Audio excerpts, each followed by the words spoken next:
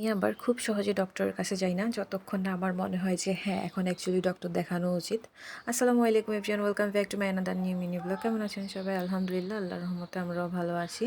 সকালবেলা ঘুম থেকে উঠেই ফ্রেশ হয়ে চলে যাই নাস্তা রেডি করার জন্য। আমি নাস্তা রেডি করতে করতে এদিকে আমার মেয়েও উঠে যায়।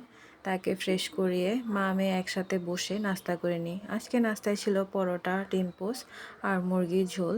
সে নাকি ডিম পোচ দিয়ে খাবে না, সে মুরগির ঝোল দিয়েই খাবে। তো কী আর করার, ডিম পোচ দিয়ে আমি খেয়ে নিলাম আর সে খেলো মুরগির ঝোল দিয়ে। আর নাস্তা করার পর চা থাকবে না সেটা তো হতেই পারে না।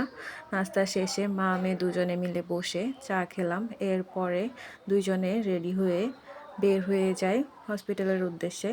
আমরা যাব ডায়াবেটিস হসপিটালে। আমি যতটুকু শুনেছি এখানের ডক্টরগুলো ভালো, যদিও বা আমি নর্মালি পার্ক ভিউতে দেখাই। এবারই প্রথম আমার ডায়াবেটিস হসপিটালে যাওয়া। ডায়াবেটিস হসপিটালে গিয়ে প্রথমে টাকা জমা দিয়ে রিসিট কাটতে হয়। আমার রিসিট কাটা শেষে আমি ডক্টরের জন্য ওয়েট করি। কিছুক্ষণ ওয়েট করার পর ডক্টর আসে, দেন আমাকে কিছু টেস্ট দেয়। সেই টেস্টগুলো করানোর পরে আমরা মা মেয়ে চলে যাই বাসায়। আর বাসায় আসার পর সে বারবার শুধু আমার হাতই দেখছিল, কারণ এখান থেকে ব্লাড নিয়ে নিয়েছে আর সেটাই বলছে সে পুলিশকে কল দিবে। আজকের ভিডিও পর্যন্ত।